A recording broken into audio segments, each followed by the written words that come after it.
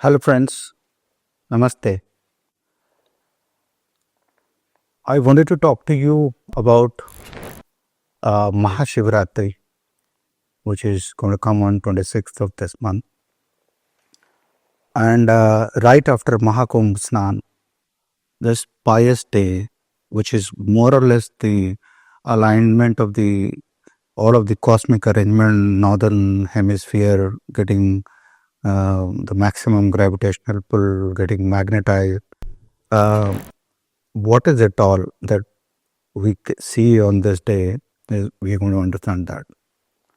Have you ever wondered why millions of people stay awake full night, fasting, chanting the name of Lord Shiva on the day of Mahashivratri? Is it just a religious festival or a ritual, or there is some deeper meaning to it, something scientific behind this ancient tradition? What is it? So I welcome you all to my channel Secrets of Enlightenment, where we will explore the hidden truths of the ancient practices. One of them is going to be Mahashivratri as well. We'll dive into that mystical night of Mahashivratri, unraveling some of the ancient stories, uncovering the science behind its rituals, understanding why this night holds such profound significance for all of us here observing Sanatan Dharma. So let's get started with this journey. Mahashivratri, the great night of Shiva, is celebrated on the 14th night of the new moon in the month of Falguna. But what makes this night so special? So there is a story behind it. The story is about the convergence of Shiva and Shakti. It is about Samudra Manthan, when the churning of the ocean took place, and the Amrit came out, and then along with that a lot of poison came out, which Lord Shiva took it, and he became a Nilkantha. So that is the other story. Basically it is the celebration and respect that we give to Lord Shiva for having removed all the negativity in the cosmos and in us, because the same kind of creation is happening in us. So what was happening in the cosmos, in the galaxy, was also happening inside us. So either we have multiple galaxies within us, multiverses within multiple universes within us. At each universe, the center of each universe, center of each galaxy, Rudra, Maharudra and Maharudra is there. That the center of everything is Mahashiva.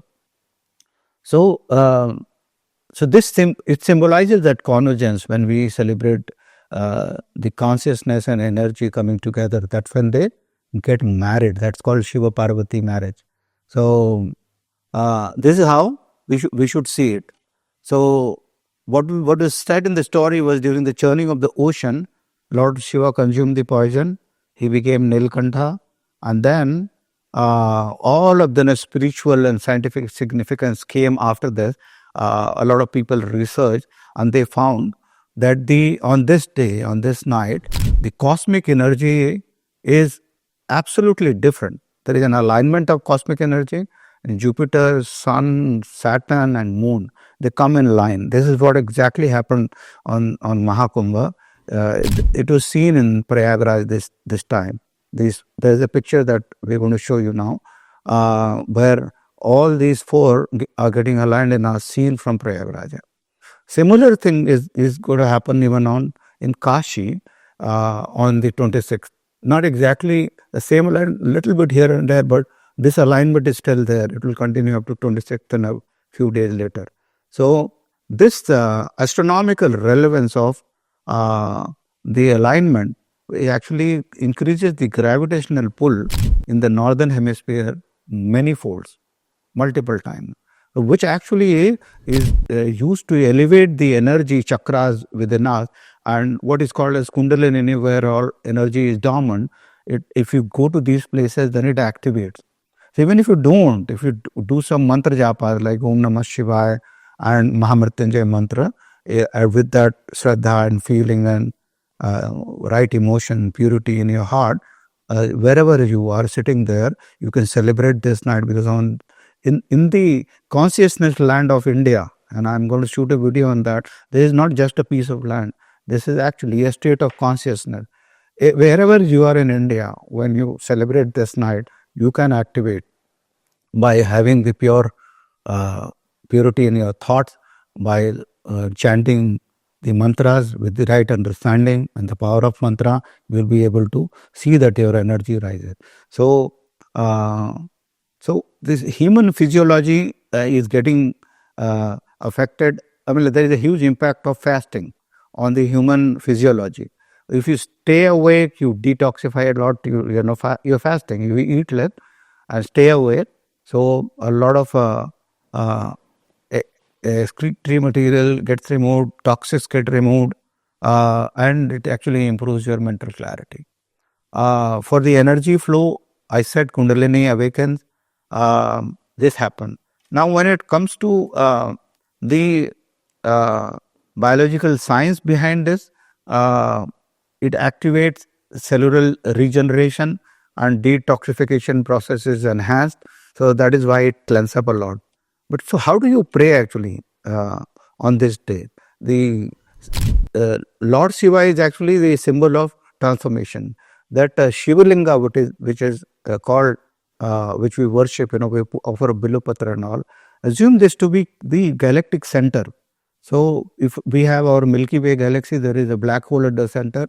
And when this creation was happening, when this, they say, churning of the ocean was happening, the cosmos was getting created, and because of that, strong magnetic and field, gravitational pull, all that this black hole has, it was just all stuck around that. So all of these, galaxy that takes around the galactic center, like our sun takes one full round in 24,000 years.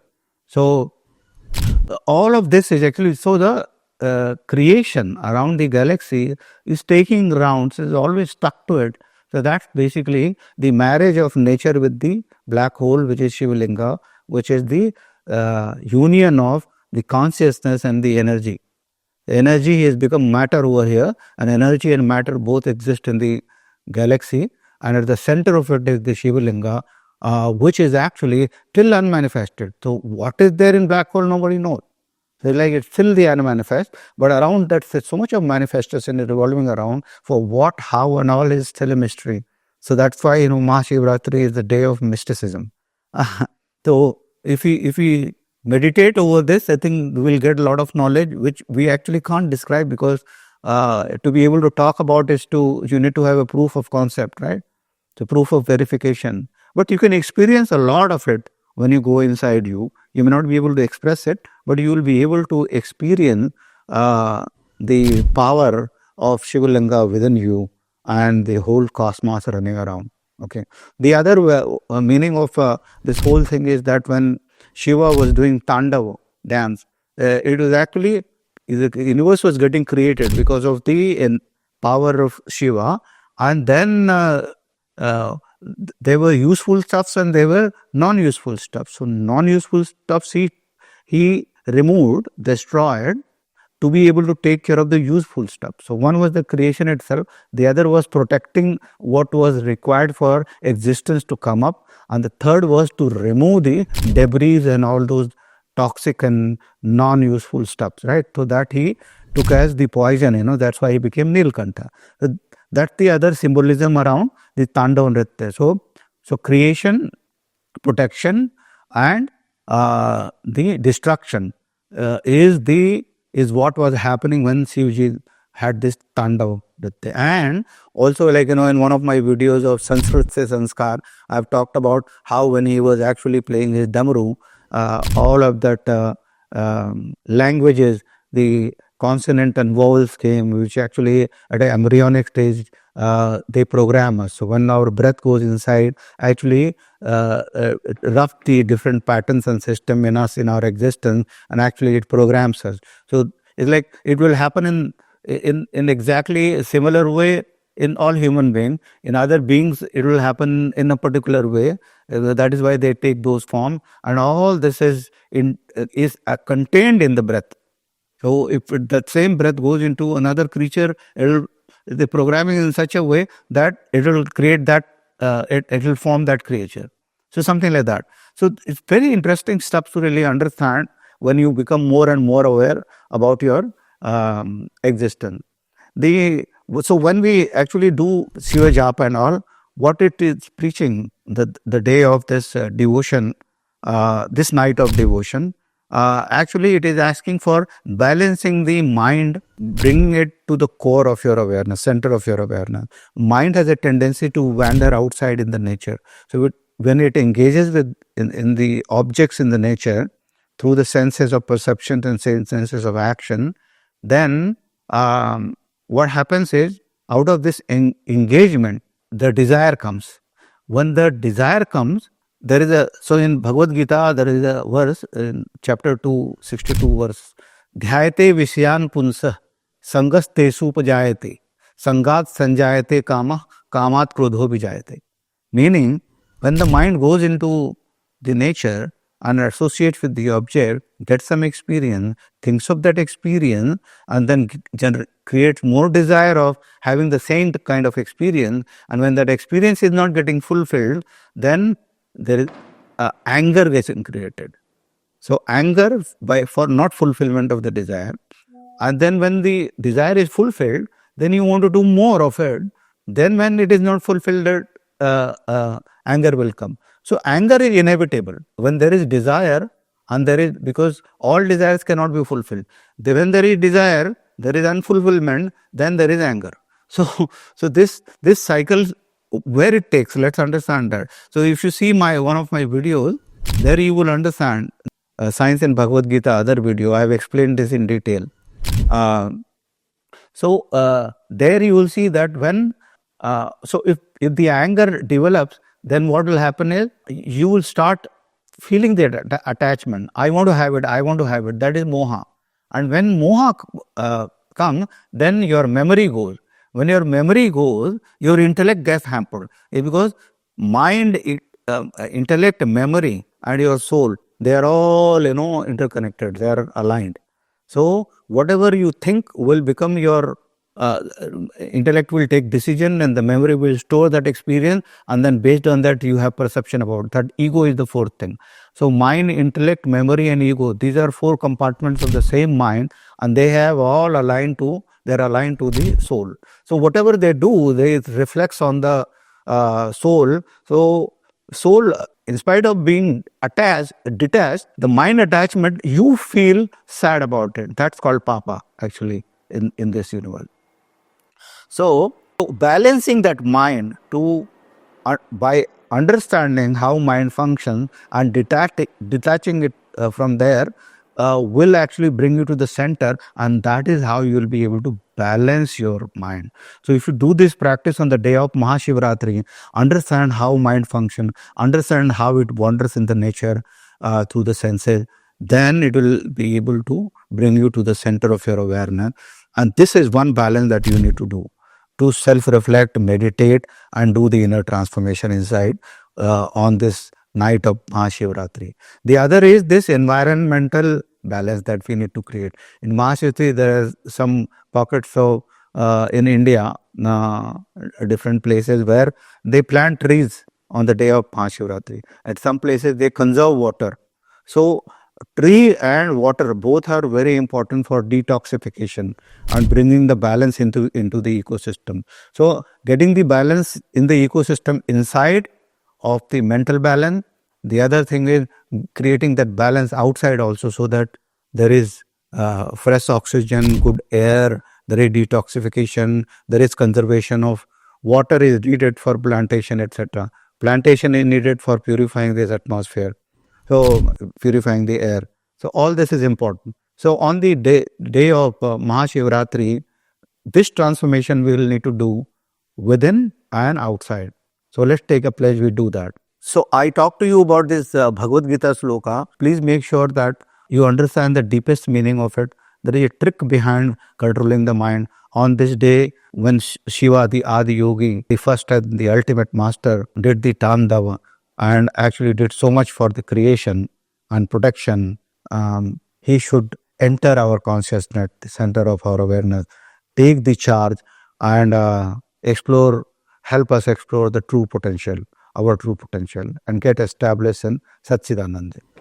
How we celebrate generally on this day, on this night, is we take that sacred bath to worship Lord Shiva, night-long meditation, chanting of Mahamrityunjaya.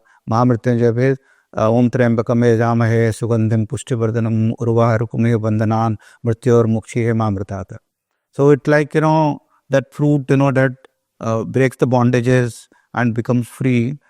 In the same way, you free me from this world and all the attachment, right? That's what Mahamrityunjaya mantra is.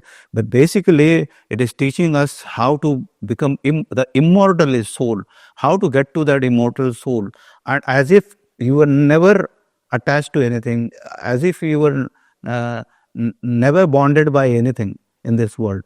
So that comes with the knowledge, that comes with the penance, that comes with the centered awareness. That is the purpose of Mahamrityunjaya mantra.